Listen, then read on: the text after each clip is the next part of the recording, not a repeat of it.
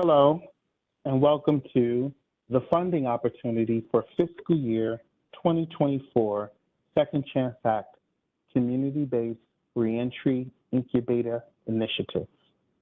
My name is Andre Bethea, and I am a Senior Policy Advisor at the Bureau of Justice Assistance within the Office of Justice Programs at the U.S. Department of Justice. Today, our agenda will be a welcome and introduction to the Office of Justice Programs and the Bureau of Justice Assistance. Then we'll go into the program overview for the Community Reentry Incubator Initiative. Then we'll tap into the eligibility and application requirements. Then this webinar will come to a close after discussing the application resources. The first section, welcome and introduction. The Office of Justice Programs provides grant funding, training, research, and statistics to the criminal justice community. OJP, as it's known, is one of the three grant-making components of the Department of Justice, along with the Office on Violence Against Women, OVW, and the Office of Community-Oriented Policing Services, that are known as COPS. Within the Office of Justice Programs, you have BJA, Bureau of Justice Assistance, where I work, the BJS, the Bureau of Justice Statistics, the National Institute of Justice, NIJ, the Office for Victims of Crime, OVC, the Office of Juvenile Justice and Delinquency Prevention, OJJDP, and the SMART Office, the Office of Sex Offender, Sentencing, Monitoring, Apprehending, Registering, and Tracking. Again, this funding is within the BJA, the Bureau of Justice Assistance, where our mission is to provide leadership and services in grant administration and criminal justice policy development to support state, local, and tribal justice strategies to achieve safer communities.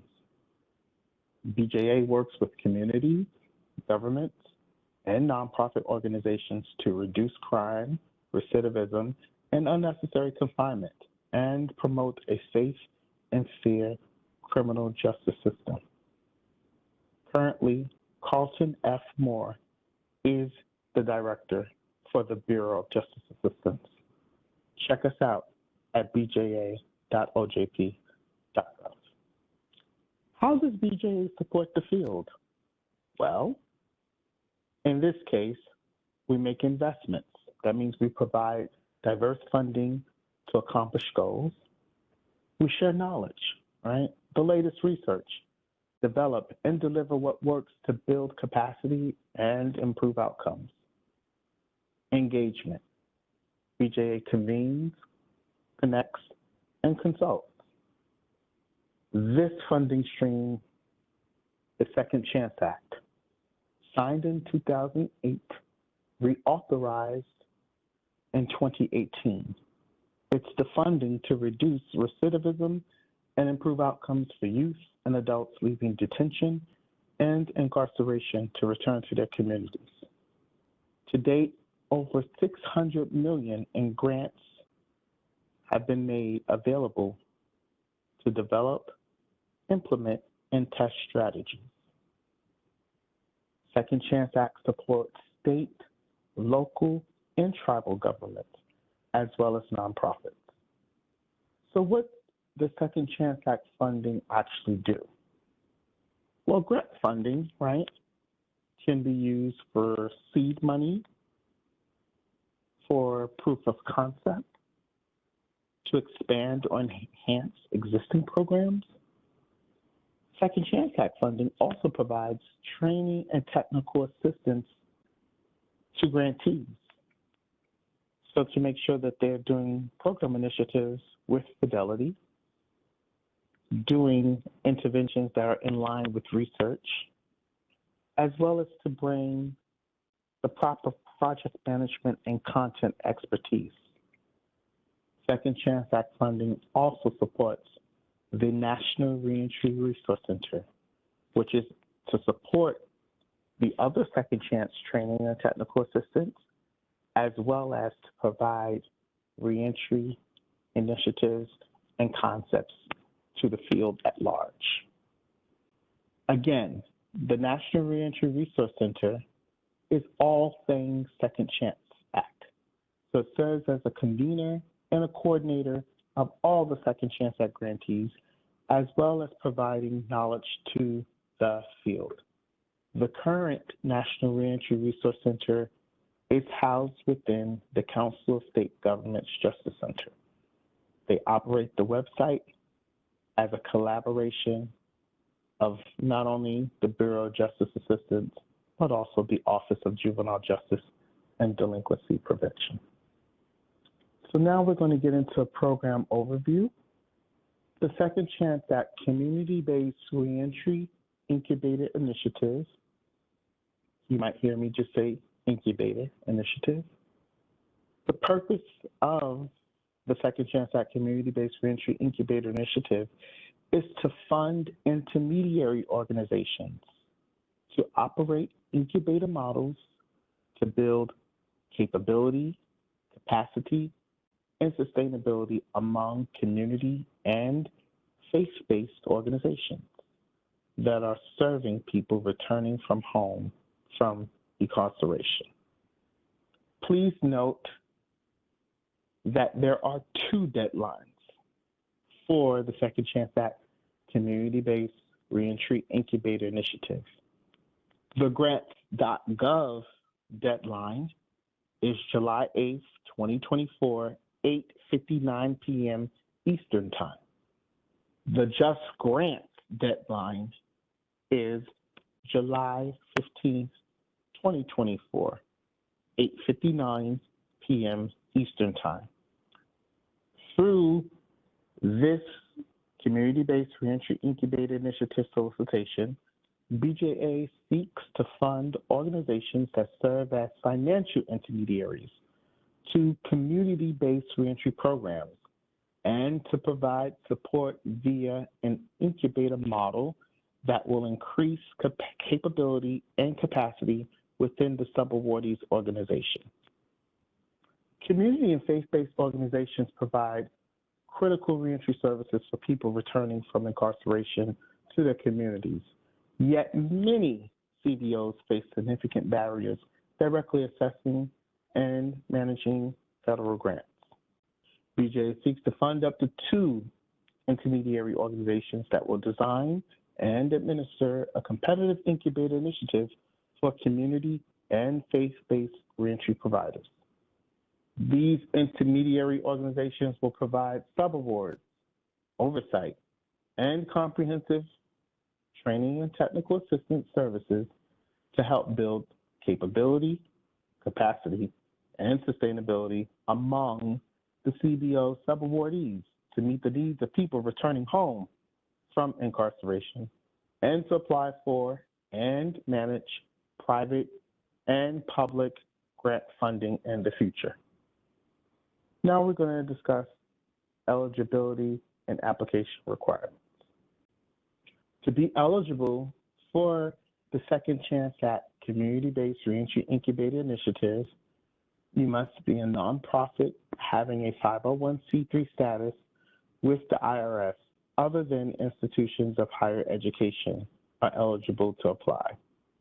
For this solicitation, awardees are community-based organizations, or CBOs, that are experienced at delivering reentry services, managing federal grants, administering subawards, and training others to do the same.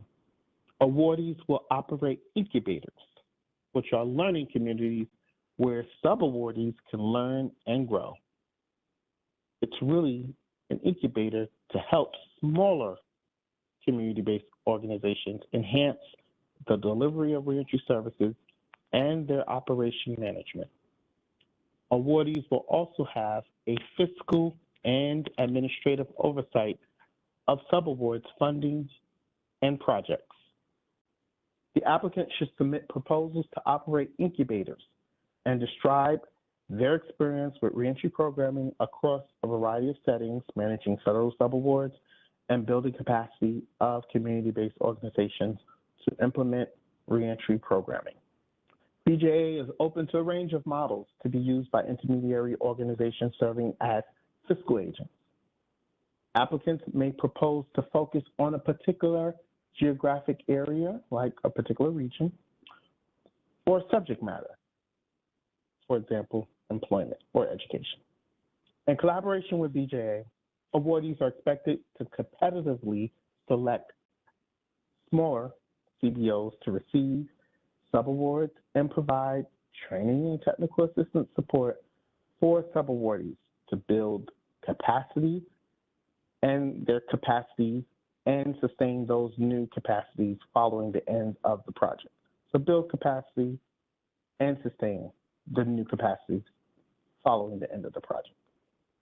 The applicant should propose a pass-through amount for the subawardees, an administrative amount to be retained by the applicant, as well as an amount to contract and manage a process or outcomes evaluation if applicable.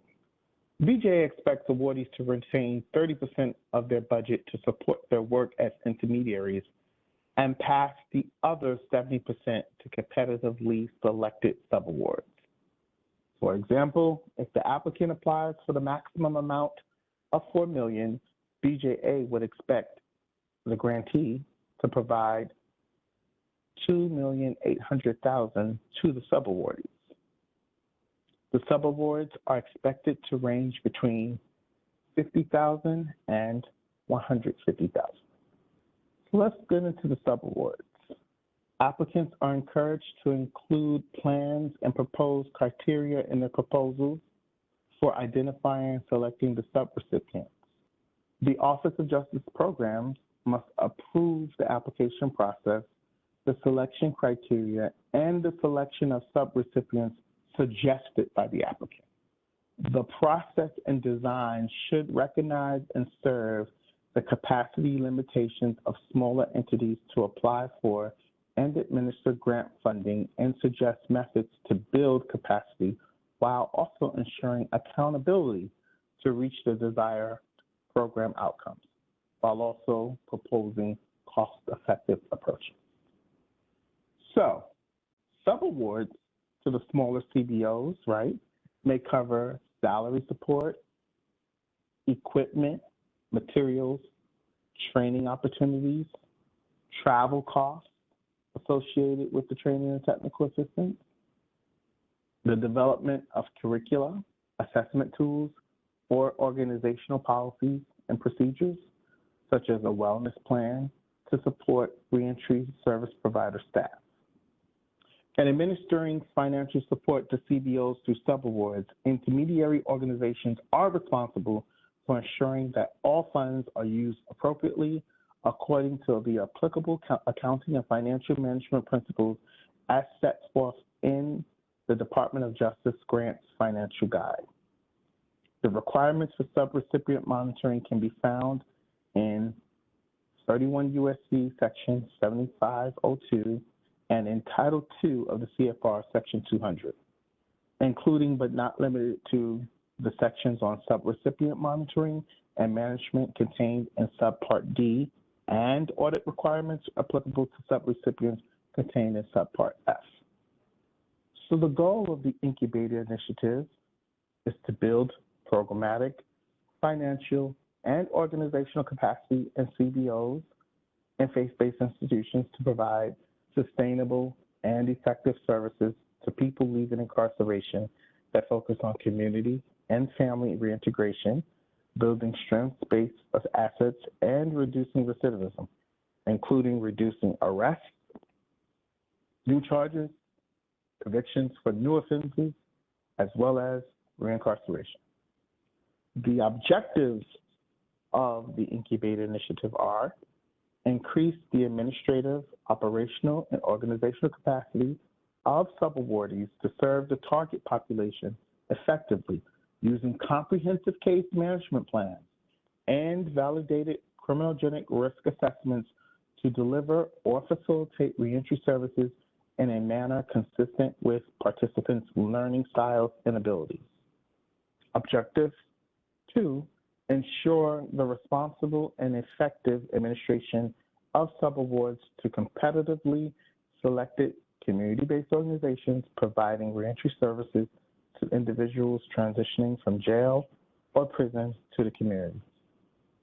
The deliverables expected by successful applicants are: develop in collaboration with BJA a solicitation or request for proposals with agreed upon selection criteria and in accordance with OJP regulations. Develop, market, and host in collaboration with BJA a pre-application webinar for potential applicants. Conduct a community-based organization selection process in collaboration with BJA to identify and award the subawards. Once the subawards are made, the award recipients will conduct meetings with CBOs on a periodic basis and memorialize the proceedings with meeting notes, transcripts, and/or recordings. Complete capacity needs assessment for each participating CBO and work with the CBO to prepare a capacity development plan that is tailored to its current capacity and resources. This includes building bandwidth for sustainability after the subaward and competency to access new funding. The capacity development plan will guide the CBO, and it will be reviewed and updated as necessary during the incubator project period. Work with every subawardee to build capacity for ensuring participants' criminogenic needs are met and the strengths-based services and outcomes are provided and captured. Award recipients will conduct regional and/or topical meetings for the subawards on common issue areas. These meetings should include existing subject matter experts and materials from DOJ program plans and initiatives. Other deliverables. Awardees will provide content to the National Reentry Resource Center to post online for subawardees and other interested parties to search and access any knowledge products, for example, reports, research briefs, webinars, or podcasts created by the award recipient and other relevant existing knowledge products related to reentry service provision and capacity enhancement. If applicable, submit a final process evaluation report that includes clear summary description of the reentry services supported by the subawards, an assessment of the community-based organization's ability to identify and serve people in reentry at moderate to high risk of recidivism and/or service capacity enhancement outcomes, identification of promising or effective practices, lessons learned and challenges encountered, and recommendations for future program capacity development. This report should emphasize an evidence-informed assessment framework that is attentive to the contextual factors at the participating community-based organizations. There are 2 priority considerations for the Incubator Initiative. The priority considerations are about advancing racial equity and support for underserved communities through the federal government. Priority consideration 1A, applications that propose projects that are designed to meaningfully advance equity and remove barriers to accessing services and opportunities for communities that have been historically underserved, marginalized, adversely affected by inequality, and disproportionately impacted by crime, violence, and victimization. Priority consideration 1B, applicants that demonstrate that their capabilities and competencies for implementing their proposed projects are enhanced because they or at least one proposed sub-recipient that will receive at least 40% of the requested award funding as demonstrated in the budget web-based form are population-specific organizations that serve communities that have and historically underserved, marginalized, adversely affected by inequality, and disproportionately impacted by crime, violence, and victimization. There are additional statutory priority considerations. As articulated in the Second Chance Act statute, priority consideration will be given to applications that provide for an independent process and outcome evaluation. To receive priority consideration, applicants must specify in the proposed narrative how they will address the priority considerations. Applicants seeking statutory priority considerations should budget no more than 10% of the federal requested amount to contract and manage an independent process and outcome evaluation. Addressing these priority areas is one of the many factors that OJP considers in making funding decisions. Receiving priority consideration for one or more priority area does not guarantee an award. Let's look into the review criteria. Applications that meet the basic minimum requirements will be evaluated by peer reviewers on 15% regarding the statement of the problem or description of the issue, 35% for project design and implementation, 25% on capabilities and competencies, 15% on the proposed plan for collecting the data required for the solicitation's performance measures, and 10% regarding the budget. Now we're reaching our final area on application resources. The Office of Justice Programs provides a grant application resource guide.